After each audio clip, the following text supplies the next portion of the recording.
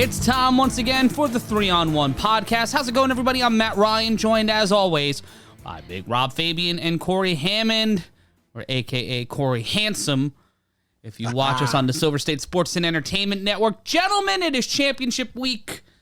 We are on the road to Bullhead City, Arizona this Sunday and Saturday at the Anderson Automotive Fieldhouse.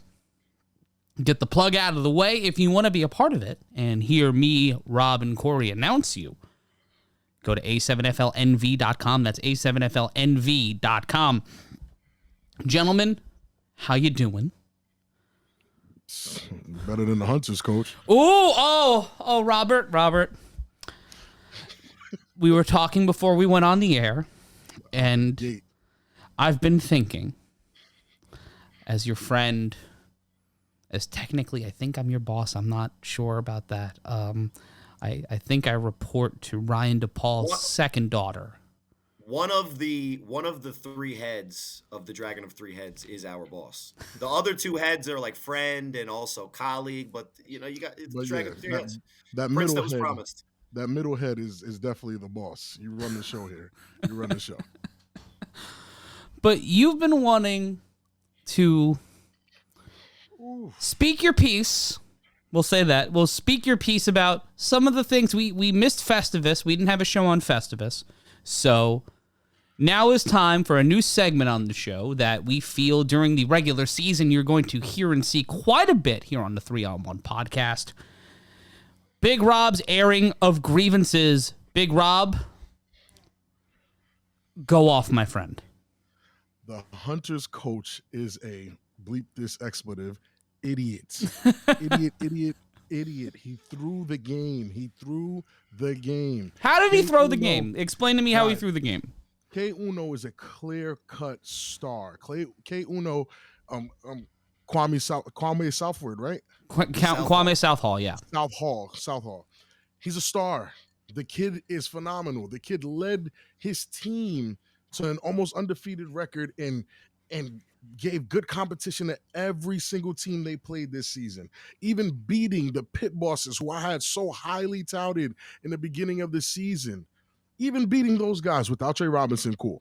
This is the chance for them to seal the deal with Trey Robinson. And your head coach decides to bench you for 2 possessions that then put the pit bosses up 14 points. And your team didn't even bother coming alive until you joined the fray. He's an idiot. It's bigger than just running the wishbone and thinking that shit's going to work because it's not. You suck. That shit's not going to work. The wishbone sucks. Please, you won't make it in the East Coast. You won't make it out of Las Vegas with that. It won't work. It won't work. Well, go ahead, Cory. Well, Rob, to kind of help you along help him to get I think that's we're past that. So to help you along, I'm going to give you some a board to bounce the idea off of, because we're making an accusation here. We're basically calling it out. But I will say, Rob, correct me if I'm wrong. What is the job of a coach in any form of football? Is it or is it not to communicate to the players that you're responsible for coaching and getting them to buy in and execute your vision? Right? Is that like too far off from what we're saying? No. And that's what we're seeing with the Viking and the Kryptonite here. Here's some highlights of the Hunters. Well, we saw some highlights of the Hunters. But and the highlights you see of the Viking here, which we're going to talk about this young man, medium man, relatively old man. We don't even know. He glides like a featherweight, but throws like a heavyweight. Well, and he's also potentially, like frozen in time, a distant relic from a very, rich history of Icelandic, prowess here. But we'll get into Bjorn Skarsgård, known by his family as Scott McCorkle, a little bit later. But getting back to Rob's point, would it be surprising to hear a coach on a media outlet exclaiming that the problem with his team is that they're not receiving his coaching and they're not reacting to the way, and that he is almost handcuffed because as a coach, he's not able to get his guys to do what his beautiful, imaginative 1920s wishbone vision was and has been. So Here we see the wishbone offense. and like I said on other podcasts, like the wishbone hasn't been innovated since women were allowed to vote, but also the things that worked in the wishbone. I just got off the phone earlier this week with Ryan DePaul, who was talking about a time in which he, in Town Beef, had used wishbone, and with the misdirection and the veer type options, using the fullback misdirection, going, with the speed option, not even having to block the entire defense because you're making a choice based on what that player does. The wishbone, was a different time. Yeah, that's what I was going to say. Also was effective. The wishbone can be effective if used correctly. No. Would it or would it not? Well, would it or would it not be incumbent upon the person installing the system to communicate the right way to use his system before the games on Sunday? The problem is, in my opinion, the body types in this league, as across all of football, have dramatically changed. So you take a look at how the, RTC is, 225, maybe in the 230s, and he can move very fast, but he's an outlier in this league. For every RTC and Courage Mosey, you have a lot of younger scat backs, and the early game, when we jukes the highlight reel from a couple of years ago, back when you guys were in the league and Corey had dark hair, went viral thanks to Barstool and the Sports Center, Bleacher Report, a football league that likes to think that they're better than us. And you take a look at how the game on our end has evolved over the last 8 years. But you've also seen guys like T-Train and Ice Cream Truck for the U too. They're big backs. The wishbone hasn't worked since before the HD era. We're talking about an era no one even remembers for real, because it just hasn't worked since then. It hasn't, and that's because why? Wait, hold on. You know why it worked back then? Because everyone was new to the game, and we were basing it off of what 11 on 11 was, and what football was in pads, the wishbone, wing tee, all that shit worked back then because we didn't get it.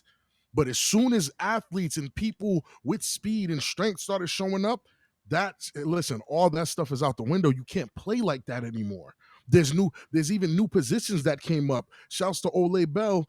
Ole became a hybrid linebacker safety. What do you call it? A lefty? 7-on-7. I mean, we don't have a name for it, but he was a linebacker, but he also played safety and the line. He played all three spots. He was like a 3-level defender. You ever heard of that? No. Well, Rob, amazing. Some people who are president of football leagues and are technical directing tonight's show may consider you crazy. What would you say to that? Play A7 and then come back and talk to me. If you haven't played a down, if you don't know what it feels like, go watch a game. Go watch the U versus BIC anytime, any chip, anything. Just go watch it. Go watch it and go watch what the plays that are working. Don't look at it and say, why aren't they running wishbone right here? That would dominate. No, it wouldn't, moron. If it would dominate, we would do it. It doesn't work. Go ahead. No, I don't think we're disagreeing. But what I would say is this: if you are going to say that the wishbone is going to be your bread and butter and what you use, then what you have to do is use the misdirection that has been involved in wishbone offense since 1920, right? Mm-hmm. And you use the veer option. When I was talking with Ryan about it, and that's the guy who called you crazy. But when I was talking to Ryan about it, it was ST, Sean Thomas. The fullback was Ryan DePaul, and it was Mikey Shakes, who was the pitch man. And what you would have is a lead blocker out of the backfield. You would fake it to the fullback or give it to him and get the easy yards. And then you would option a linebacker or a corner down the field, and it could be effective if you used it the right way. The problem is I haven't seen a double counter. I haven't seen the fullback dive lead even upfield, and I haven't seen any of the defenders purposely unblocked to give it the advantage to the offensive line to block the men that are easier to block and attack. And then, that defensive edge man that we always talk about is really difficult to defend against or block.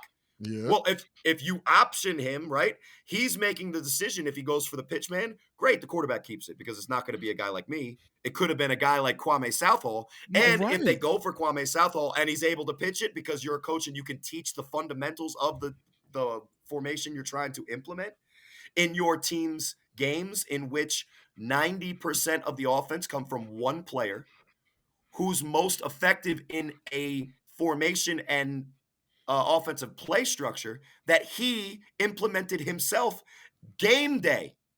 And that's the same guy, Kwame Southall, K. Uno, that was also benched because he wasn't doing and listening to the coach doing his things. So I Listen, think the point of what Rob is saying is that if go ahead, you make your no, point. no, no. I've What? talked too No, much no. anyway. You. My point is made. What to say? What against Ryan is saying? I love Ryan. I love Ryan to death. He's a dinosaur, right? Ryan knows like I know. Ryan's a dinosaur. I love him, but he's a dinosaur. Ryan knows like I know. Yeah. Those teams If back we're then. old, Rob. Yeah, if we're old, shit, I don't even know how old Ryan was. All right, listen, he has to bring back the Wizards and see if he can run a wishbone with them. That's a wish in the dark. You think you're gonna run a wishbone against Verardi and Psycho and think that shit's gonna fly? No, it will not work. I understand that back then, you know it worked back then. To put a finer point on it, if Ryan DePaul does want to come back to the A7FL, I feel like we'd be able to get the GoFundMe to cover whatever medical expenses that would come out of that. For sure, I would help. Well, ask Ryan. I don't want to because he's not only technically he's definitely our boss. Guys. Oh, he can fire my ass in like 2 seconds. So, no question. As our boss and also somebody that I have a pretty good relationship with, and if you ask Baltimore, I'm his lapdog, but they're wrong.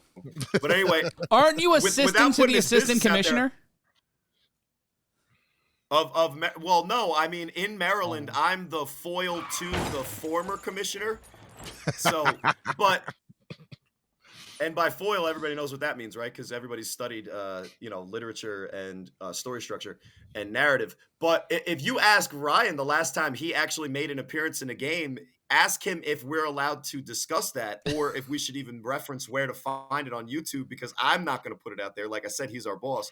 But I think let's not talk about the wishbone, because I think everyone would agree that it's not necessarily innovative to go back in time when, not only were cell phones not made, guys, but the actual telephone was not invented yet by Alexander Graham Bell. So we're going back into history, and we're not just pulling back like, a Nordic Viking in Bjorn Skarsgård to bring onto the field. We're just taking, just old dusty pieces of paper that even the coach from Waterboy, when I don't remember his name, but when Henry Winkler and Waterboy looked at those dusty pages, he was like, nah, that's not even that good. But let's just talk about this. If you're the coach of a team and your record is good, and you go out publicly and say, right, they were 4-1 at this time, which I'm referencing. And shout outs to the other side of the ball. Not only will you get more in-depth Vegas coverage, A7FL family, but you'll get Derek Duncan, the owner, Chris Vera, and of course, some Casey Cox, and everybody's looking for that. So check out the other side of the ball, our guys out there. But anyway, the point is, you ain't going to check out some Cox? No, I'm not going to check out some Cox. All right, well, to each his own. To each his, her, they own. We're all inclusive. I was in charge of this show for like 5 minutes in episode 1. Since then, it's been like, fuck it, just y'all go.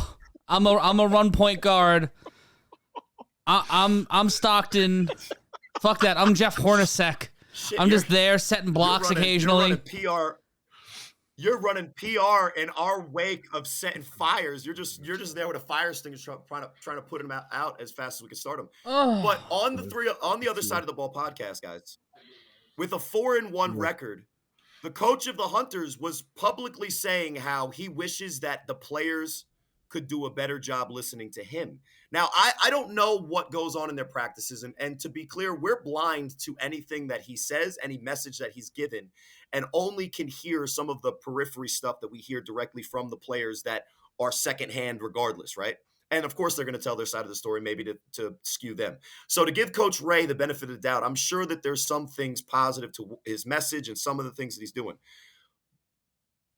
But when has an effective coach at any level, in any form of any sport, gone out and publicly said, well, my guys are the reason, other than that Facebook meme of the guy says, hey, I got 22 excuses. There's 11 starters on defense, 11 starters on offense. And by the way, my snapper, my kicker, and my punter are excuses too. They're terrible. My coaching's great. They're all awful. And that's a funny Facebook meme. So my question would not necessarily be specifically about just the wishbone, which we could get into, or just benching your MVP caliber 90% of your offense player.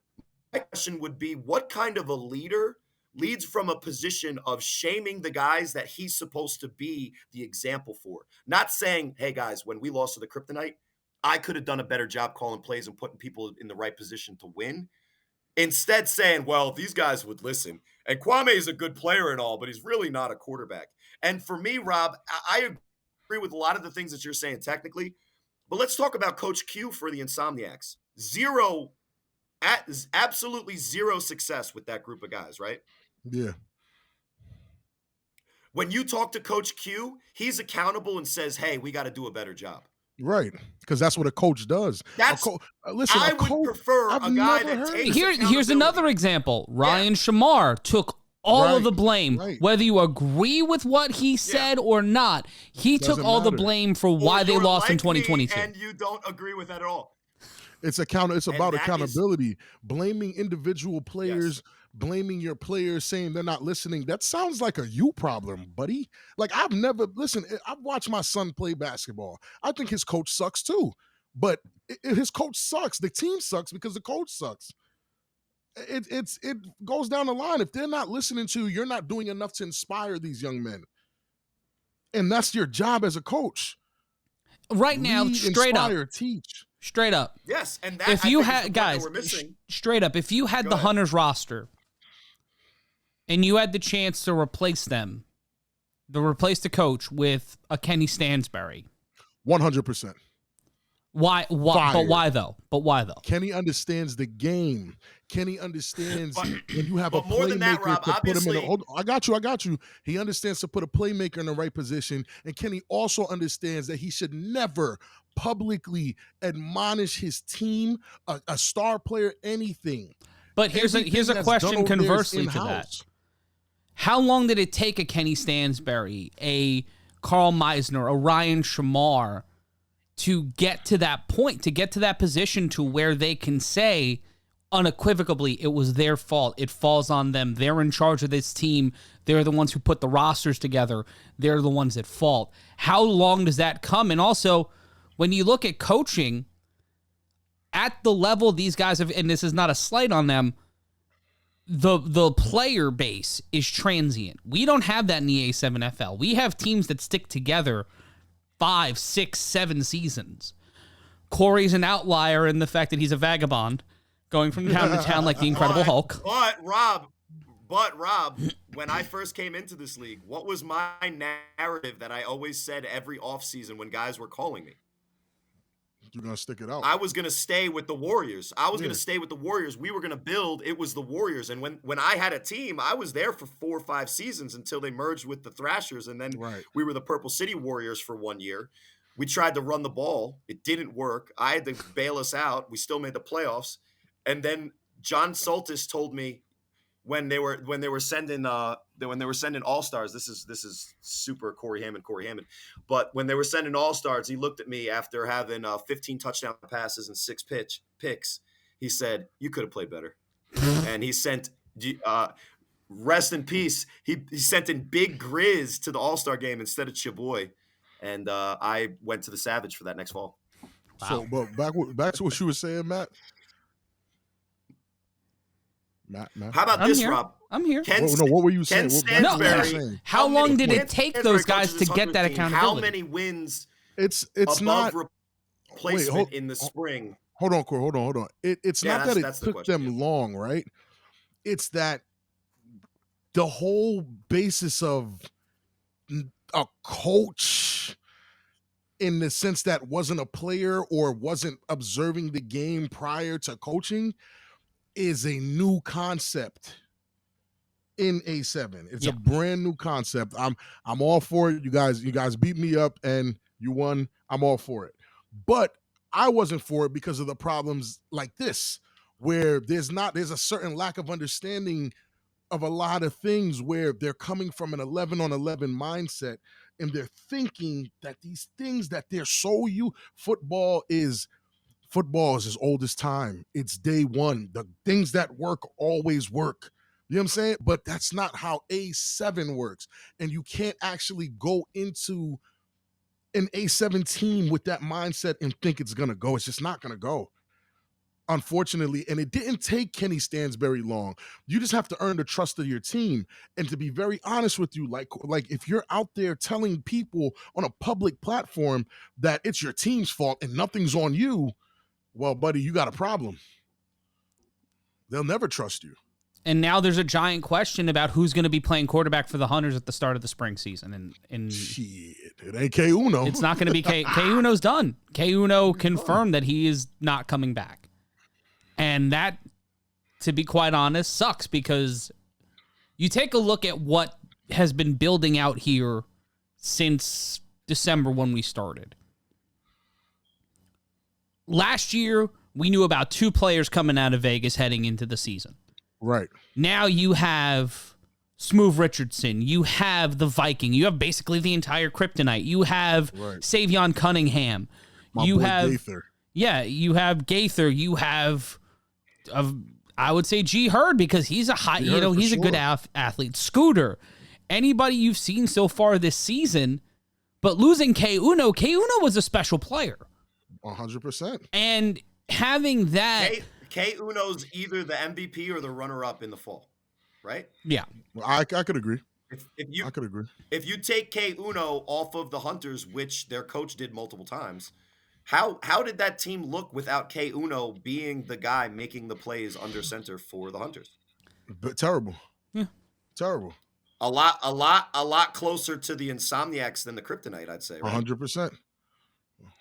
And I think we saw on those first 2 drives, and especially on the 3rd and the 4th down, in which my guy, Brian Stevenson, and not to throw him under the bus, because, again, he was calling the plays that the person, I think, in question that we're talking about was calling for him, right? That young man threw it randomly backwards on 3rd and 4th down. And that was the guy that you threw in instead of the MVP or maybe the second best player in the fall. Right. And that's why I think Rob wanted to start the show off, basically calling, a spade in the most direct way. You got to call them out, man. Like, it's unacceptable. And this is a heads up for guys like Coach Bartley and all the other coaches in the league. Guys, we're not going to watch you guys do this and say nothing. It's not quiet season when you do something that dumb. Like, that's dumb. That's dumb. How about this side of the coin, Rob? Go ahead. With Vince Young, who is the coach and kind of the manager, the Ryan Shamar of the Kryptonite, if you will. Mm-hmm. When Lex Luthor, Darnell Richardson, or even Scott Hamilton, Scooter, are out there, they're the ones who handle the play calling. They're the ones who get everything. The coach is just there to give them the best that he can, and he actually runs a little bit more of the defense from what I've heard. He's more of a defensive guy. But that is the way that you prepare your team for victories. Allow the guys who have the say in what's going on and what works and what's best. Yeah, you ready for that answer? The answer to that is duh. Duh. Yeah. Duh. And that's like how it works. But let's get out of this topic for just a second, and let's look at. All right. Start over. Let's look ahead. You guys all right? Yes, I'm perfect. Cory Handsome being Cory Handsome, I was gonna almost play devil's advocate, but at some point it was just like, well, that's not gonna play. There's no point. Just let him get fried. Let him get cooked. Welcome to Behind the Podcast, guys. We still have Vegas football. I think, Matt, is that where you were going? I was gonna go to an existential question. Because we were talking about all those players who are coming out of Vegas. Eggs are essential and expensive. Oh, my goodness, Corey. Oh, my goodness. But go ahead, Matt. Yeah, I love it. Yes, I love it. But go ahead, Matt. Hold on. One more time for his ass.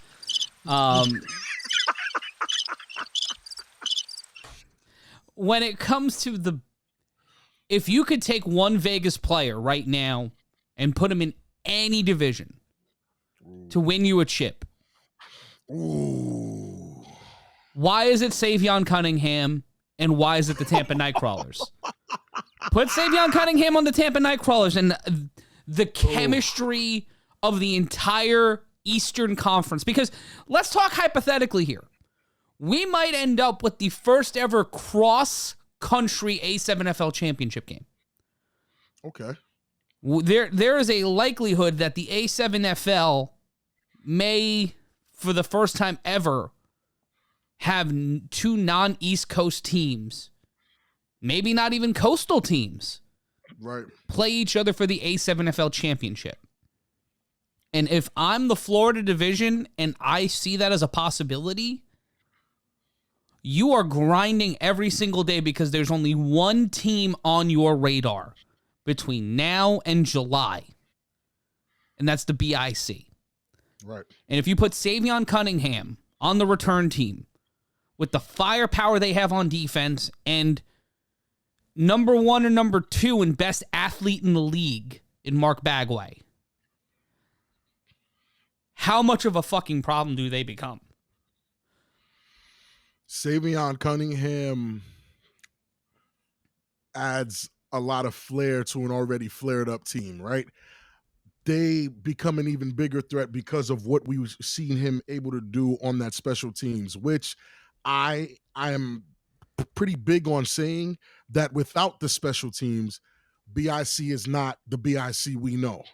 With a guy that's not doing what Ashante Worthy is doing, we won't recognize that BIC team. He's responsible for at least 14 points coming off of untimed downs that puts their team, the teams that they go against, backs against the wall. I faced it in 2021 in a championship game. Trust me, I know it is bad. I promise you. You don't want to be on the other side of that.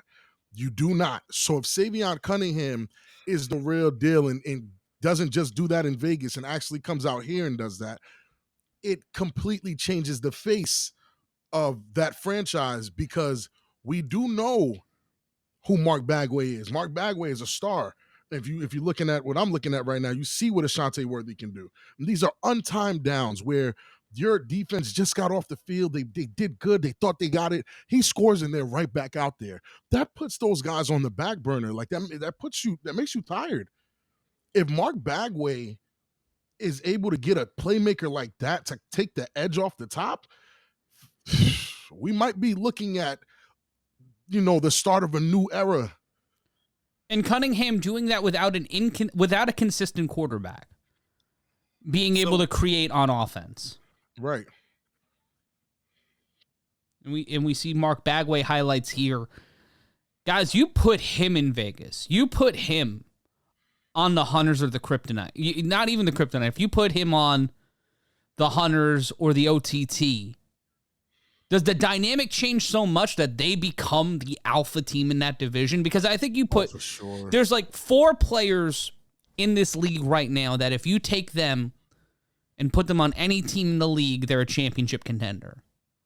It's Sterry Codrington, it's Ashante Worthy, it's Mark Bagway, and that 4th spot is a variable because you can have a lot of different people fill that 4th spot. True. And I think it would have to come on the defensive side, and it might be Verardi. Yeah, I agree. I agree. Because the other guys that can add value to your team, the value they add is kind of intangible. It's not something we could quantify. Like a guy like K-Wack. Yeah. Where what he adds to your team isn't necessarily stats and numbers, but the morale boost and the excitement. Those guys look like they're having fun. You know what I'm saying? So, and K-Wack is a major part of that. And he's going to be playing on defense this year, too. And how about this, guys? I don't think it's necessarily fair to do a unit, but could you imagine what the kryptonite would be in a national situation if they had the offensive line play from BIC? Oh, yeah, all that holding? Woo! Damn, Corey, Rob. I'm sorry. He set we me have up. to call these games, bro. Oh, hold on. I do want to say, in the next few weeks here on the 3-on-1 podcast, we'll be breaking some news. As you know, March 26th is when we come back with the 9th season of the American Sevens Football League, and we'll be bringing you 3 games of the week every single week. And guess what? We're going to be calling the games. I've said that before, but I like saying it again because we're going to be on the air on television for 9 hours, 8 hours. Oh my goodness! Stop! Don't remind me. Give or take the 3 that I'm involved. Yeah, because you're going to be getting. You're gonna be in it. You're gonna be in your uniform, driving to the games, and Matt, immediately you know what's gonna be happening. You're gonna be in your car, linking into the broadcast, calling the games while driving on the way home. We'll be the first football broadcast to broadcast nationally with live weather and traffic on the New Jersey Turnpike. Right. But what were you gonna say, Corey? Before I started doing a bit. No, I got sidetracked by the bit. It was a good bit. Look at that field. It's ready. It's ready for the little that gusts of wind to just have my Chad Pennington arm just have touchdowns. Yeah, I suggest going to look at that stadium. Go to A7. Watching on the and don't forget, guys. Check us out on. Go ahead. You do it better than I do. A7FL.tv. You can go to A7FL.tv. A7FL.tv. That's A7FL, which you should know. .tv, which you should also know. Or check us out on YouTube. I think this is a Ryan DePaul. And there's Ryan DePaul playing for the Cardinals. Unfortunately, the plumber situation. The boss having to integrate himself all up in the videos. All up. I'm kidding, Ryan. I'm kidding. And Ryan was actually pretty good too. He was really a tough guy to block, surprisingly. When I lined up against Ryan, I used to think, I'm going to trash this old man. But it was always difficult to block. That's why he hates holders. Yeah, his level change was kind of clean, and I could never get a good push on him because he was always kind of like, how guys step to the side or step into you? Ryan was kind of trying to step past you, and it made him very annoying to block. Kudos to you, Ryan. That was Ryan's Hall of Fame speech right there. That's his induction speech into the A7FL Hall of Fame. But guys, as we look ahead to this Sunday, it's the Kryptonite versus the Pit Bosses. I think it's the championship game all 3 of us wanted deep down inside because we want to see what happens when Trey Robinson and the Kryptonite finally face off against each other again after a game where the Pit Bosses were neutered by the Kryptonite. And we're seeing highlights here of Trey Robinson, an MVP caliber. He's an MVP calendar. Christ almighty. He's an MVP caliber quarterback. Yeah, for sure. But when it comes to performance on Sunday, can the Pit Bosses defense slow the pace of the Kryptonite offense? That, I think, is the biggest question. To me, that's the biggest question.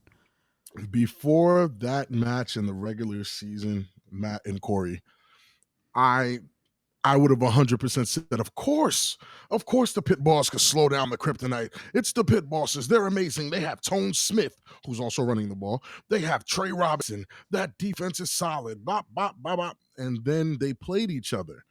And that's not what I saw, man. Like, I watched the Kryptonite deflate the Pit Bosses. And it's like the reason why this championship game won't lose value because of the loss already is this is the Pit Boss's chance to prove that that game was a fluke. And if they don't show up, I guess they're not who we thought they were. But here's my question. What's more valuable now? Or they are who we thought they were before we thought they were what we thought they were. What we thought they were. But what was the question, What'd you say, Matt? For the Pit Bosses, we know that Coach Bartley takes victories very seriously and losses very hard. Great block. You'll be around the 50-day mark when we walk into Anderson Automotive Fieldhouse this Sunday. Will a loss basically completely unravel what the Pit Bosses have been doing and working on this fall and have them scrap it and go back to square one in the spring? Corey, you could take this one.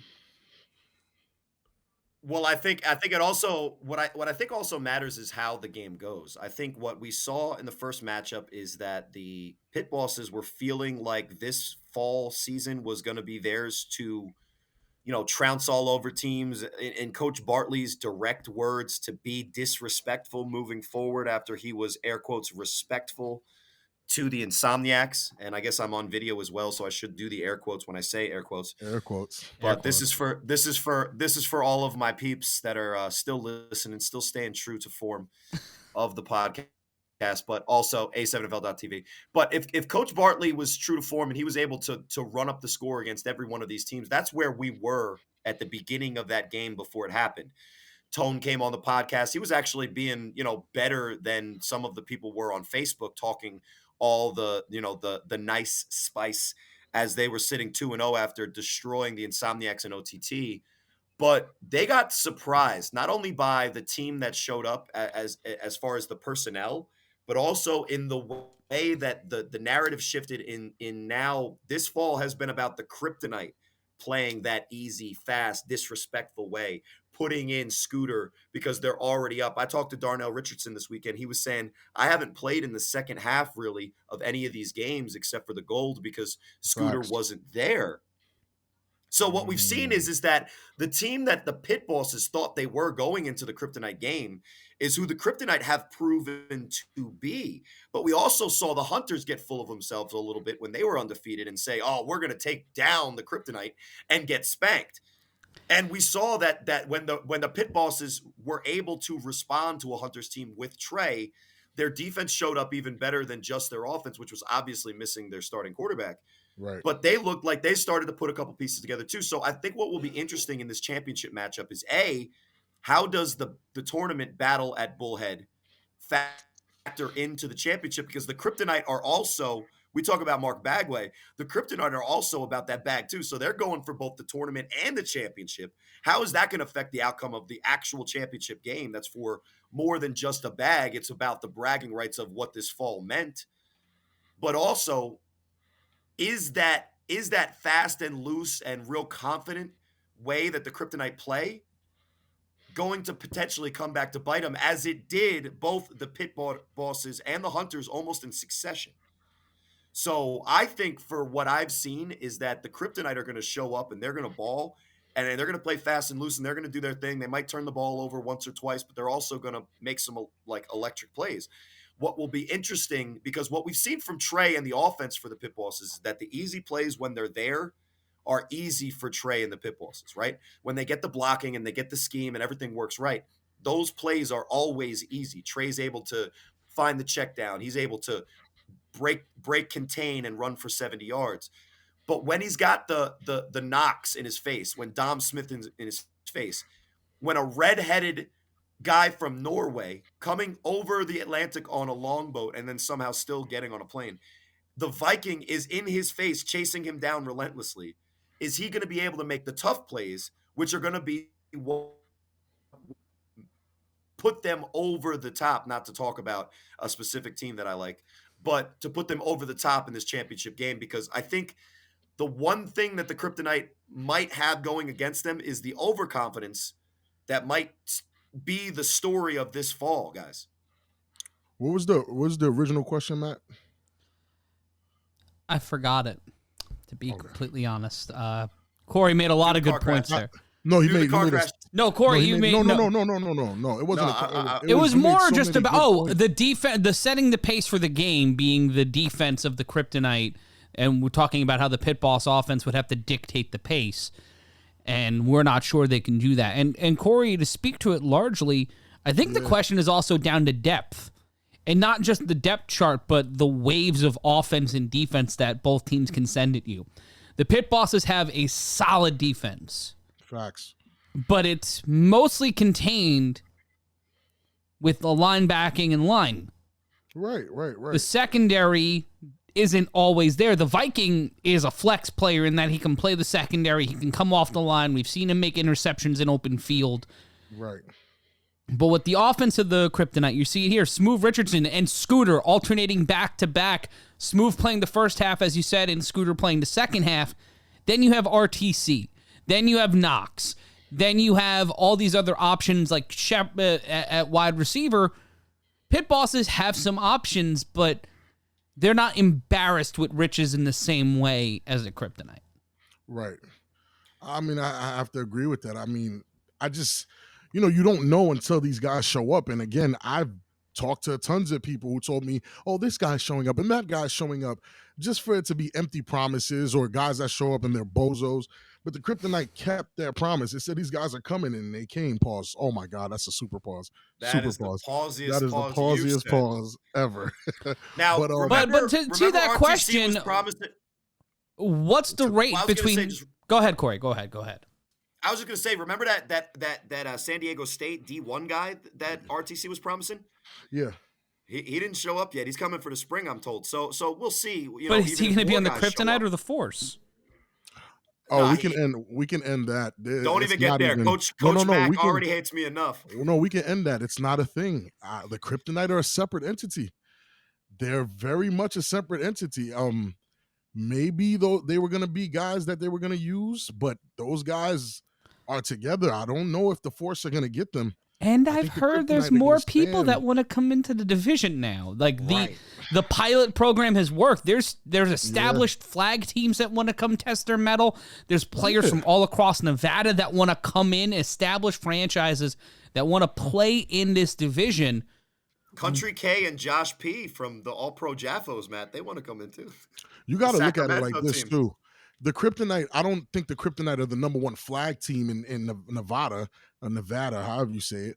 I don't think they're the number one. I know there's teams that have beat the kryptonite, right? Yeah. So watch the kryptonite go into a league like this and actually win the chip. Has to have some of them like, oh, this got to be easy then. We kicked that. You know what I'm saying? Like that does something to people. Like if I see a bunch of guys I beat on all the time winning a championship, hey. But what is, oh my but goodness, you know what? You know what, guys? What? The league played fuck around and find out with this fall brawl, and it's going to pay dividends for Vegas. I'm already hearing that Jersey wants to do a fall brawl. Everyone wants to do a fall brawl once it was on TV, right? Yeah, but here's the thing. That has turned into Nevada now is an arms race to get into the A7FL and win the A7FL championship. This season already in New Jersey, we've been hearing between all three of us an incalculable amount of people who have played in the league, who have not played in the league, people with connections to the league who want to get involved and want to bring a team in. Right now is the chance. If you feel like you have the elite level athletes, the elite level players, this is your chance to show it. And I think we're going to see very quickly the water level, the quality level rise here in the A7FL. And I think the idea of a West Coast, East Coast championship game may not be as much of a straight blowout as many of us perceive it to be. I still have an East Coast team winning this year's A7FL title. It's going to come down to BIC or to me, the Nightcrawlers. Those are the two teams right now, to me, that would make it to the Eastern Conference Final. Right. Well, and as you're talking about the evolution and the guys finding it, just look at the Florida division just for the first example. When we first saw the Florida division send a representative up to New Jersey to play, they lost 77-7. The next time we saw them, and it was a very blurry tape and a very quick one, they beat an Ohio team 80-0. Boom, like that. Boom, we got to get this off the air. And then, and shout out to my guy Dale Hathaway, because we know some of the reasons why that happened too, and they've been working on that. As if you could check out our last week's podcast, which Matt, you have to explain what that title means anyway. But also, when the next time we saw them after that was when they beat the DC Buzz, a very competitive, very very consistently, good. Maybe they're not great yet and they're getting better, but the DC Buzz could put on offense. They got defensive players. They can pass. They can run. And the Nightcrawlers beat them like 58-30.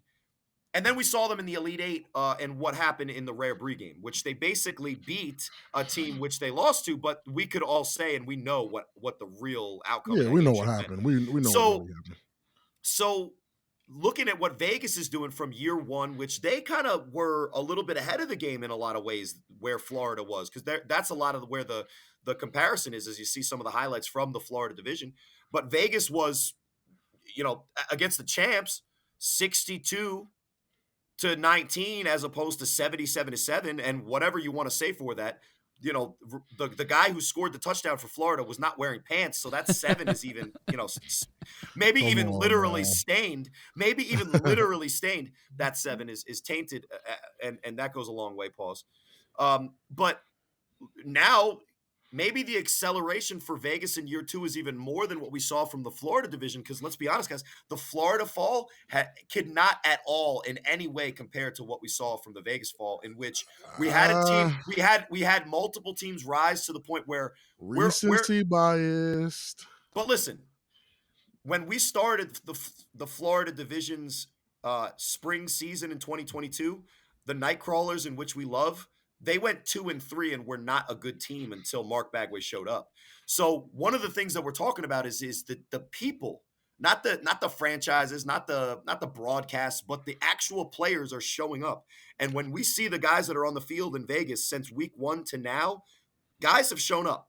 And that's really my point in saying that the Vegas is accelerating, that maybe we expect even better from them in year 2 than we saw from year 2 in Florida. And here's my thing. I won't, I'm not going to shit on another division because of one division looks like they're doing good. I'm starting to feel like the old historian guy on this podcast, right? Historically, listen, oh my God, I'm going to sound terrible.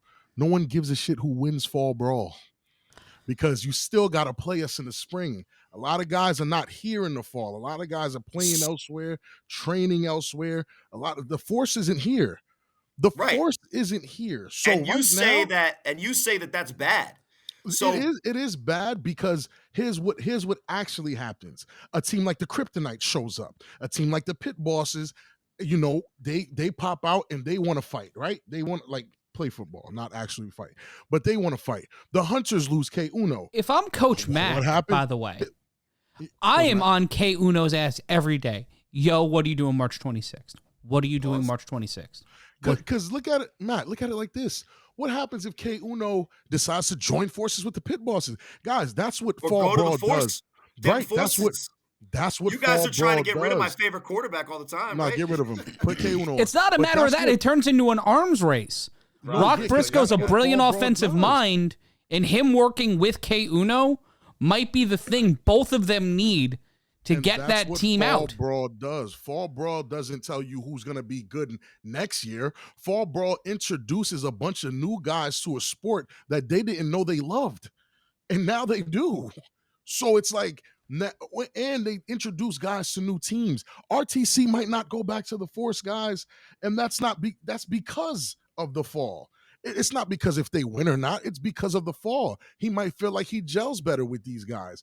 You never know, but that's the effect of the fall. It isn't even about the winner. The winner won't make a dent in next season. But what really happens is the people that are introduced, the new guys watching, oh man, that was dope. Oh, that was cool. Oh, he got trucked, but everybody's okay. Everybody's healthy. Everybody gets to go home at night. Oh man, this is amazing. And then in the spring, you're loaded up with 40 teams for a bunch of new players, and in those new players, guys, they're gems, D1 prospects, guys who could have been in the NFL, practice squad guys. They'll show up, and now your spring season don't look like the forces. It looks like a team we never heard of threatening the top 3. It makes the season even better. That's why I say the forces probably shouldn't have, taking it off, but but that's why when you say that nobody cares about what happens in fall, it is true that in the national perspective, nobody cares about what happens in the fall. But in Vegas, what happened in the fall is going to pay huge dividends. It's the closest thing we have to free agency, drafting, and preseason. Like this is spring training. It's a 7-week combine. Yeah, it's exactly. A 7-week combine. You took the words right out of my mouth. It's a 7-week combine. Honestly, guys who like how this guy plays and says, "Hey, I want to go play with him." If I seen Zebby, bro, if I'm on BIC and I'm not playing, right? Because I skipped every fall after I got good. I'll just be honest, right? If I see Zebby in the fall, I'm calling Zebby. I'm calling Zebby. If I see the Viking, I'm calling the Viking. Are you kidding? Hey, bro, come with the champs. Come win one. We could use you here. You'll be a great piece. What? You get a championship voice telling you to come join the champs? Bro, what do you think is going to happen? These guys are going to lose valuable players. Ooh, hush. Bye-bye. But guys like Curtis Jones, who are playing on the pit bosses in the fall, who are going back to the force, like, there are some players, but there is going to be losing that half step. That advantage you had from last season playing against East Coast teams may not be there on March 26th. And I think for the other New Jersey teams, like the Snow Tribe, like the whoever's going to be coming into New Jersey this year, because you keep hearing rumors all the time that everybody and their aunt's coming to town. I see you, bro. If they had this 7-week combine, this fall brawl, we might see new gems. We might see guys who are, getting ready for an opportunity at the next level. There's other leagues that are starting before us, and there are leagues that are starting after us, and I know their players follow us on social media. So they may be looking for a shot to get involved. And I do feel like things slowed down on that front, where the recruiting actually had to come from physical going outside to recruit players. Yeah. Because the fall brawl was how we used to introduce new players. The first time, don't quote me. I feel like Worthy, I actually refereed one of the games the first time I seen Nashante Worthy. And it was in a fall brawl. Yo, I wouldn't fuck with referee Big Rob. Oh yeah, no, I was unfuckwithable. Me and Anthony Richardson. Oh shit. Yeah, we were unfuckwithable. Whatever the call was is what the call was. There's no question about it. Will Franklin listening to this motherfucker. This motherfucker. That's a bias. When Ant would ref, he would say, "Man, I don't know. I called what I called. I don't care. Right? I get $40 anyway." He's like, "I get $40 anyway. Just get out of here." That's the episode title. Shut up. I get $40 anyway. There you go. I get $40 anyway. I mean, hey. Shout out to Ant Live, GM of the Snow Tribe. You already know. Oh, you are a herb. I love you, but I gotta represent.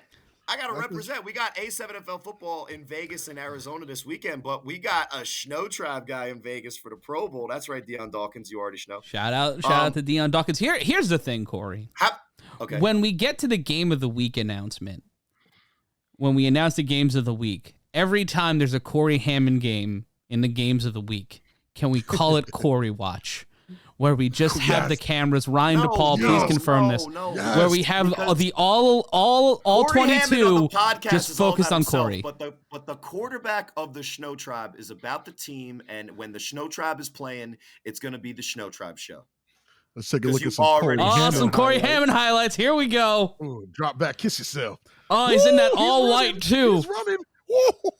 I had to get 5 yards, and I got 5.5. That's it.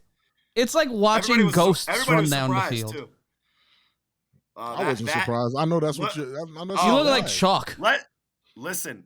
That is 230-pound Cory Hammond too. I haven't seen that guy in a while. Yeah, you're looking a little chunky there, my friend. But I got just enough to get in. Hey. All right, that's making me feel both embarrassed. Oh, I really wish you were there for week one, Rob. Look at my red face because I had to run 6 yards. We got to call it, Rob. Me and you got to call it. Run it back, Ryan. Run the playback. Run the playback. Do it the way the guy that was calling it called it, like this. Ready? And they had to call it. Matt. Definitely started up. Matt. 12:38 left to go. 7-6. The Hawks down by 1. Cory Hammond looking to lead the way here at quarterback. Wide receiver in motion. The snap by Hammond. Woo! Hammond will go down Broadway. He's going to find a lane. Pop through. Cory Hammond's got 85 kids, but he just put 6 on the board. Touchdown, Hawks. Look at, and that's the I'm Cory Handsome look. That's who you just got ran over by. Thick boy season in the flesh. Oh, this is going to be a fun season. Oh. March 26th can't come any sooner. If you are not already setting your internet to A7FL, make it your homepage if you still do that in 2023. Just tattoo it on your head, A7FL.TV 32623. And I wouldn't suggest that, but at Jess Ham Tattoos may help you if you live in the greater New Jersey or New Jersey area. So let's do this, guys, because I think it's interesting, and we're kind of dancing around it. The Vegas guys were really, really excited and loved, and actually it started a beautiful friendship with those guys. When we were ranking teams on this 3-on-1 podcast, wow, that was like, that might have been even like 15 to 20 episodes ago. That was, it was early on in the run. I was 210, 215 anyway. Cory Hammond's going to Cory Hammond. You already know. Of course. But since they loved so much, and this show really has been a Vegas show, and shout outs to the great fall that they put on, inviting us out there to be a part of it, which, talking to these guys, man, Rob, you've talked to some of them. Matt, I know that you've talked to a couple of them. The thing is they have, Rob, the same love that we had when we were first walked onto this field. Yeah, that's true. And they all have that. And that just kind of it's refreshing. It's refreshing. And for all of the things that are going on in the A7FL, which are the antithesis of that at times, and we're not going to go into more detail about that, it's really nice to see that guys falling in love with this game because of how pure and how football it is. And most of these guys are flag guys that are like, man, I'm not even going to play flag anymore. And that just to bring it back to a pause moment, that just warms the cockles. You know what I'm saying? You had so many other things you could have said instead. There was so many. He knew he was driving into the ditch. He saw the ditch. He's like, "Fuck it, I'm going into the ditch." I'm going. He said, "You know what I'm doing." Since KC Cox, oh Lord, and the other side of the ball loved the lists so much. Let's just break it down to the teams that were in the fall and the teams that we know from last spring, and rank guys because they love it. The other side of the ball sponsored rank of Vegas Spring 2023. Where do you line these teams up, starting with the worst? I'll go Insomniacs. Ooh, Insomniacs, of course. They Which were is bad. Fair. They're bad, and let's give Coach Q credit. Like I said before about coaching, He's been accountable. He's been accountable. He took his own nephew out at quarterback to try some new things. Now, that didn't solve anything. I don't think Quinton Ariarte was the issue. But he wasn't. They're also the youngest team. They're also a team that had the RDE and go into the files and know what that is. Shout outs to Joey Bate and Woody Ness Charles on the parlay. The RDE and the Insomniacs basically got, sabotage. But they're working and they know what they need to improve on, and they're there in the fall at least competing. What would be the other available options? Because we have the Snake Eyes, because we don't even know what that team's going to look like yet. Right, we have the Gold, we have OTT, we have the Force, we have the Pit Bosses, we have the Kryptonite. Am I missing somebody? The Hunters. And the Hunters. Well, we'll get into that. So Insomniacs start at the bottom, and we have that Snake Eyes. Maybe we could put them somewhere. So let's just start. Maybe what's easier, to start at the top or the bottom? It's way easier to start at the top. I don't know the guys at the bottom like that. So let's do that. Let's do that. Let's list these guys starting you with ready? Preseason number one for the Vegas division. It's three of us, right? So usually I'll just majority rule. Thing. Yeah, majority rule. So believe it or not, I have the Forces at number one. Still. Oh really? My God. You really put the Forces, at number one. I still have the Forces at number one. Before we go any further, where do you have RTC playing running back in the 2023 March 26th that would be the answer to my question. That's the answer to who's number one for real. Yeah. So by default, saying that it's Dem Forces, I would expect RTC to go back. Okay. Are you expecting any other roster moves, aka like a certain CP3 type quarterback that's out there finding his way on that roster? If he does, I mean, there's no question. Okay, so you're just going Dem Forces, numero uno. And I was gonna say, Coach Mack was gonna say that you were a bad journalist before because you mentioned that RTC might not go back, and that according to him, that phrase is bad journalism. But none of us are journalists. Right, I'm not a journalist. Technically, I am, but I've written for stupid websites too, so technically, but It was free, and it was for betting, and it was like 8 years ago. So don't follow my bets, by the way, guys. So what I'm quoting a man, like I'm quoting a human that said, "You're a bad journalist for saying RTC is going to the Kryptonite." So I'm just saying, Rob said that, and now he's on his good side. Coach Mac, we are great friends. You know, you talk about how I'm in the choir with Chris Vera.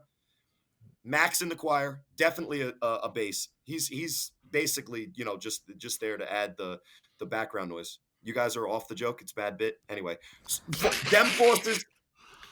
Are we agreeing? No, I don't think we're in agreement. Let's hear what Matt has to say. Dem forces is Rob's vote. What do you say? And that's dependent on if RTC is there. If RTC, so I'm going under the assumption that RTC will be playing with Smooth Richardson on March 26th. So I'm going to put the Kryptonite at number 1. Okay. And so it's me, huh? Mm-hmm. Yep. It's me, huh? So you know what's interesting is I was the guy for the forces saying like, hey, remember the U didn't play in the fall? And then I completely switched gears watching how this fall was. I was watching teams develop in front of me, which is I think the point of the extra exposure, and having them under the bright lights exposed them in a way that, you know, even some of the blemishes worked out to be a positive because they were able to fix them. Man, I can't say that. Although I respect the forces and the force, I'm even calling them forces, and a lot of the players that are making a big time impact in this fall might end up on that roster. But I would be hard pressed to say that Darnell Richardson, Lex Luthor, RTC, which I am not reporting as a bad journalist, Coach Mac. Just what my opinion is based on conversations that I've had where I can quote, but I won't because it offends you, that RTC is going to potentially be on that team, right? But I've also saw, guys, is Shuffert Munch number 11 for the Kryptonite not the best wide receiver we've seen out there? He's certainly up there. Yes. Yeah, he's certainly up there. And look, there's an argument to be made about a bunch of really good receivers, and not to you know hide the lead in that if it you know Nathaniel Webster Spencer, you just got to keep playing well because for whatever reason, our viewership raised when I was doing the British accent. So because I'm a clown and they laugh. Yes, exactly. And you know, the top boy going up top is going to be a big thing potentially. But the Kryptonite have a lot of the best players on that roster that we're seeing in these highlights if you're watching on A7FL.tv or YouTube. But I would say, Rob, that I'm going to go Kryptonite because, A, I think that RTC, in my opinion, as a bad journalist, I think he's going to be on the Kryptonite. And then I also think when you look at some of the other positions, this team is the kind of dynamic roster that we see is the future of the A7FL, you know, to kind of counterpoint the thing that we started off the show, which was the 1920s version of pre-women's suffrage football. So how do we throw that in? Because what if we don't have the Dem forces at number 2? I'd put them at number 2. I'd put them at number 2. You have to show respect, guys. But again, why are we now shifting from the pit boss? Here's why. Corey, we're not shifting. We're not shifting. Respect is still. You have to respect people that did what they did. The forces are Vegas champs. Right now, recency bias has the Kryptonite, who has the best player on the force on their team, kicking ass right now. So easily, we can. Of course, we can say, hey, Kryptonite number 1, Kryptonite number 1. And the answer comes down to, I don't mean to cut you off, Rob, but for me, it comes down to the quarterback situation. Rock Briscoe is a solid quarterback, but Smooth Richardson has showed time and time again, I think he's the best quarterback outside of Trey Robinson in this division, and he's got Shufford. He's got these other weapons. Might be better than Trey. I would take the passer over the runner. I would personally. Wait, which one is which? They both do the same shit.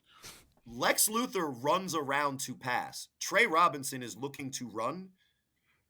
Lex Luthor is running around back there, making people miss in the backfield so that he can still attack the defense downfield to his wide receivers. I think Lex Luthor is a passer that can run, and that's the most dangerous player in the and A7FL even then, when you have that. They have Scooter. Like, that's the thing. They have 2 quarterbacks who can beat you. Most teams in this division barely have. Only one other team in this division has a quarterback that can beat you. The other one left. Like, well, how about this? So the Kryptonite we're going to be one, and you got, and maybe with the first place vote, the Force come in to the number 2 spot. But what have we seen, guys? Because earlier on our show, the 3-on-1, you guys were really high on the pit bosses at that time, and rightfully so based on what we saw. But you also said at that moment, and it was recency bias a little bit, but at that moment, you guys liked the pit bosses better than the Force. What have we seen that has kind of got us back on the other road? We've seen the pit bosses fold, bro. We're gonna cut right to it. I'm not even gonna play around with it. Let's get to the meat and potatoes. Because I don't mind. They I don't folded. mind the Force they lost because you got to remember they lost last year against the Force, and their excuse was 9 guys. That was the excuse. Now they have 40. So now they have 40 and still lost to 2 teams. They lost to the Kryptonite, a brand new team, and the Hunters, who are they lost to a brand new team. This season was theirs, and they lost it. You could blame Coach Bartley. You could blame whoever you want to blame. At the end of the day, it happened. So those 2 losses for me, they're fighting for the number 3 spot. We didn't even get there yet. They're fighting for the number 3 spot. They're not fighting for if me and Matt are assuming that RTC, the number 1 offensive threat and the MVP of that team, the bus that drives the Force, right? Mm-hmm. If he's on the Kryptonite, do you think that the Force will be able to replace that caliber of player, or no? So then, that being the conversation, let's just focus on that, because if RTC is on the Force, I think they're probably either as good as the Kryptonite or better, because they can change the game a little bit because they play a different style, which then is going to make any mistake from the Kryptonite mean more because you're shortening the game, playing the strong defense, blah, blah, blah. That's a cute little, formula, and that's what won the division at a 7-1 record headed into the playoffs last year in 2022. But in this year, if I'm saying that the Kryptonite are number 1, what I'm also saying is RTC is on that team. Are the Force without RTC a better team than the pit bosses as they exist right this second? Respect the team 100%. If you guys are going, again, majority rules, Kryptonite number 1, Force number 2. I don't even see the discussion. Now, I would say that it would be an interesting matchup to see, because then what you're saying is that the number 1 offensive threat on the Force is Pac-Man Jones, and he's coming now off of the. Oh yeah, for sure. For the Force. Pac-Man. If it's not RTC, then it's Pac-Man Jones, who's a slot wide receiver, jet type guy, and the pit bosses defense with these 40 guys. They showed that when they played K-Uno that they can handle a very one-dimensional style offense. So I think the question is, Rob, since you're picking the Force to be the best team and you haven't announced a different quarterback, do you trust in my favorite quarterback, Rock Briscoe, to be the best division? So then what is it about the Force if that makes them better than the pit bosses? Listen, I answered that at the top. I answered it at the top. But they're missing tone too on defense. No, hear me out. They lost. Yeah. They lost to them last season. Okay. The last time the Force are the champions. Cool. They lost to them. Then they come into the fall brawl and lose 2 games. I'm sorry. I cannot put them over the Force because, of course, I like to joke. I like to josh and beat the Kryptonite in this. They have to do it. They have to do it. And if they do, does this change everything as well? Of course it does. It moves things over a little bit. It has That's to. Fair. But what I think is that the team that lost against the Hunters is not representative of what the pit bosses are in their best day. And the team that lost against the Kryptonite was a team that got a lot of excuses going around the whole game and then gave themselves a reason why it wasn't a loss that they should worry about, even though obviously as the analysts, we were like, hey, pit bosses, you should probably worry about that loss. It's a lot more than just the excuses that we're talking about. But now they have the chance to right the ship, and a lot like the NFL, guys, because what we're talking about is the 2 losses are almost like in a BCS college situation where, hey, you lost, that's it, season's over.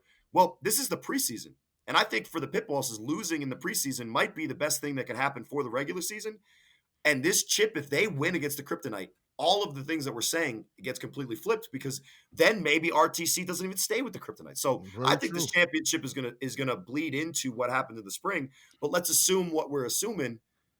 We could put the dem forces at 2, and then the pit bosses at 3 for argument's sake, which leaves OTT, the gold, the hunters, the Snake Eyes, and the Insomniacs. So let's not even muddy the waters.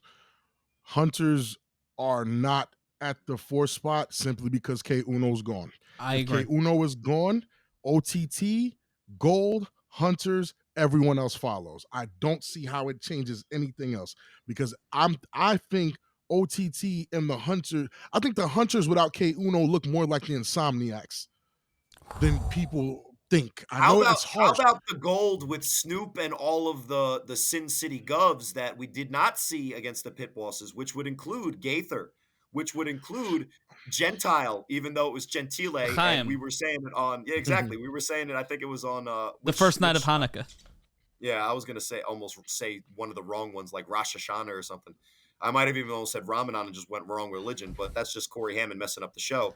But if the gold, which we saw give one of the best games against the Kryptonite, now the Kryptonite didn't have all of them guys, right? But I don't know if you guys remember that Kryptonite game. The gold with Snoop at quarterback, they put up big numbers. Yeah. Now it didn't matter; they were getting some garbage time numbers, and Cory Hammond can certainly appreciate some garbage time 300-yard passing numbers. My guy Snoop, Greg Smith, I see you, bro. But so you guys have OTT sliding into that 4 spot, Yeah. OTT, then the Gold.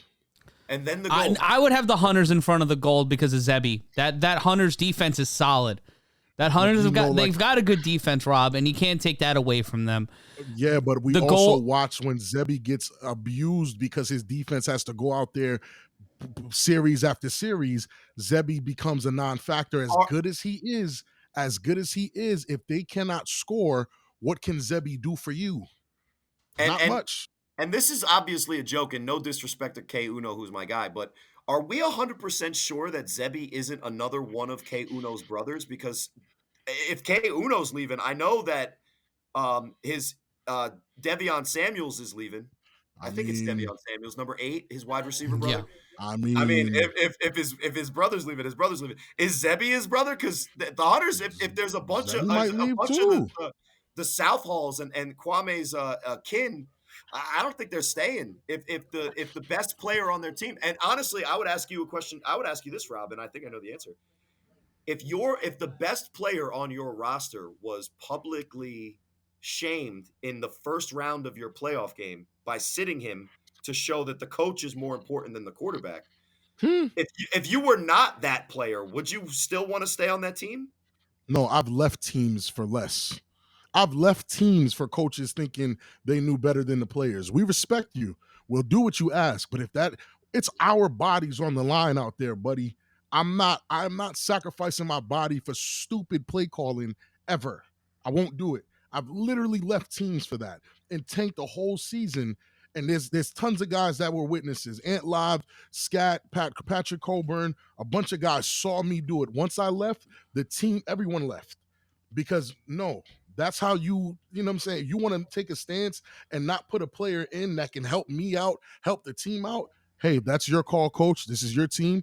I'll just happily sit out. No problem. What team was that, Rob? Semi-pro. Oh. I was gonna say I didn't know of an A7. Oh yeah, this didn't happen at A7. No. Yeah, A7, I was like, that's not how you left BIC. No, A7 was smooth. A7 was smooth. BIC didn't even go down like that. It wasn't even that dramatic with BIC. You just drifted apart. You had a conscious uncoupling. Yeah, it's just I was getting older. They were getting the same age. Yeah, BIC was gonna be in some developmental years, which is why I respect Kenny Stansberry so much. I couldn't do the developmental years. I've been through the losses and the wins and the tough ones, and I've been through all that. My body's not the same as it was 7-8 years ago. So neither's mine. Neither's mine. Pass. It's lighter. Kind of. No, my body specifically. Yours is lighter. Mine 7 is. years ago? Mine's heavier. Don't give me that sounder. We all know I mentioned the name of the person. Oil the How about that? wheel. Oil the wheel. How about that, Corey? Well, I also That's the think Corey don't Hammond encourage button. it. Every time during the That's the show when Corey Corey Hammond talks, I button. just got to play this. Yes, Let sir. Corey talk. Shouts to me, Corey. No, you can't make it worse than it already is. You could have throw to. me under a bus, literally. You could do the car crash whenever I The car crash. careen off the Well, road. you're Corey Hammond. Rob's Corey Handsome. I'm Corey Yes, Hansen, sir. maybe? Hanson, I like it. Because I have the glasses. I like it. Bop. Okay, I'm old. The reference is My reference was even older. I'd get a David Isaacs text right now if we were on the air. And on that note, I think we should wrap up. Well, we got to finish up the list. So at number 1, we have the Kryptonite. Number 2, we have them Forces. Number 3, we have the Pit Bosses. Number 4 is OTT. We're still stuck at number 5. I think me and Corey have at the Hunters. You have the Gold. Yes. I think that the Gold, with the caveat, with the Sin City Govs, right?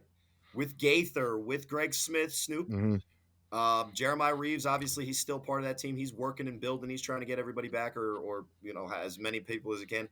I like the Gold's roster as much as I like the Hunters, but if you're telling me I can have Snoop, who in the same game as Lex Luthor, Darnell Richardson, outpassed him numbers-wise, Right. That's true. Gold. Strike. All right, so it'll be the Gold. Strike Gold. Gold at number 5. So we have one team that wasn't even in Fall Brawl, one team that wasn't in the Fall Playoff in the top 5. Hunters at number 6. The Sin City Edge at number 7, or is it the Insomniacs at 7? Insomniacs at 7. Put a little respect on it. And then the Sin City Edge at number 8, and there's a mystery 9th team that might come in. So there's Night? Yeah, 9th.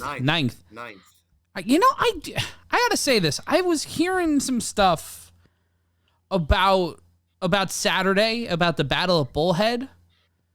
Like, I'm hearing that guys from across the country, like across the A7, like Wild Can Ball's gonna be there, and like people keep telling me. I heard Voltron. Yeah. I heard Voltron. I know Voltron isn't gonna make an appearance, but I was interested in it. Let's say. The other thing is let's just also we hit a lead right here, guys. We talked about Ryan Shamar and how a certain situation affected him. Shout outs to my guy Gaither, who as this podcast drops could be for the 4th time a new father. Oh, a father for the 4th time. Yeah, I just found. I thought Gaither's gonna have a kid. West Coast Gaither. Corey. No. He's much better looking than me. That's fair. Join the club, Gaither. Me, you, and Corey, 4 kids. Isn't that grand? Well, Corey has 85, but he's fine. Corey just drives to school in a fleet of Partridge Family buses. He just bought a bunch of cheese buses during the Great Recession. But we have the division layout. Here's a question for you guys. Top 5 heading into this season. There was only one Vegas team in our top 10. And we can do our official top 10 the week before opening day, which will be, if I take a look at my calendar here, we launch on March 26th. So on March 23rd, we'll drop the episode. You know what? I think we might go live March 22nd with our top 10 super official first ever A7FL power ranking. And I think we're going to start doing that every single week here on the 3-on-1 podcast. We'll give you the A7FL power rankings. The top 5 rappers of all time. Dylon, and Dylon. Exactly. Yeah. But would you have more than one Vegas team in your top 10? And would you have more than one Vegas team in your top 5? Or even a Vegas team in your top 5? Only one Vegas team in the top 5, possibly. Top 10 is tough. Well, I think top 10 is tough. There's a lot of interesting little adjustments we have to make for a lot of different reasons. But But there are, basically an easy way to do it is you look at the divisions. You look at the Jersey division. You look at Ohio division. You look at the Florida division. There's a DC division, and then there's the California, and then the Vegas division. So the Vegas, I think they would definitely at least have one of the teams in the top 5. I think that based on what you said, Rob, if we have that much respect for the Kryptonite and we might put them in the top 5, we would probably put the Force then in the top 10, which they could be close to a top 6 or 7, because we had the Force at 6, guys, and we didn't really love them. And I feel like we've learned more about the Vegas. You know how recency bias works. I'm watching the Kryptonite go crazy. Events, which is the elephant, We've been talking about that elephant for a couple of weeks. But based on recent events, I also think that changes a little bit of the narrative too. So I think this is a great way to go. All right, I am not letting anything go, because you guys better tune in for that 23rd. You're right. That top 10 is going to be very toppy. It's going to be crazy. It's going to be crazy. Here's a question about the top 10, and we'll end on this, and we'll let people linger and fester for like the next 50 days. With what we know and what hasn't been announced yet, does the U fall out of the top 5? Can I blink my screen out? I gotta go. I gotta go. Well, on that note, I will say you already know is the answer to that question, Matt. You already know. Oh, I gotta go. All right, well, Rob's got to go talk to somebody about anything but this. I think he's actually going to go to a proctological exam at 11 o'clock at night instead of continue this conversation. For Big Rob Fabien. I don't want to talk about this. Just so everyone knows, the video, while Matt was talking about a proctologist, Big Rob over here on video. Oh, man, I put my finger in the camera. I don't know what he's doing there. Pause. Be sure to go to A7FL.tv to watch the podcast. Too much. You're going way too pausy for normal. Big Rob would never say these many things that got paused on our broadcast. What's going on, my friend? I'm sorry. My wife the camera's just on. texted me that I'm an idiot for screaming. OMG STFU. I'm not down with the lingo. I don't know what that means. I'm going to keep screaming. So what'd you say, Matt, as we end the show? Head on over to A7FL.tv to watch old games, highlights, and also this podcast. And also be sure to go to tinyurl.com/A7FL. That's tinyurl.com/A7FL to get your A7FL 3-on-1 podcast merch. And as always, be sure to rate, review, and subscribe. If you are listening to this on any and every audio platform, those reviews help us more than you know. This Saturday and Sunday, you'll be hearing the dulcet tones of myself, Big Rob Fabien, and Cory Hammond. During the Battle at Bullhead, you can go to A7FLNV.com. That's A7FLNV.com to sign up or to join us live on A7FL.tv. But on Sunday, we go live at 3 Pacific. That's 6 p.m. Eastern Time for the Battle at Bullhead Finals. That'll be on the Silver State Sports and Entertainment Network. And then at 9 p.m. Eastern, 6 p.m. Pacific, it is the A7FL Nevada Fall Brawl Championship. The Kryptonite look to get over on the Pit Bosses in our final game before March 26th. But for Big Rob Fabien and Cory Hammond, I'm Matt Ryan, saying as always, don't be an asshole. I'll try.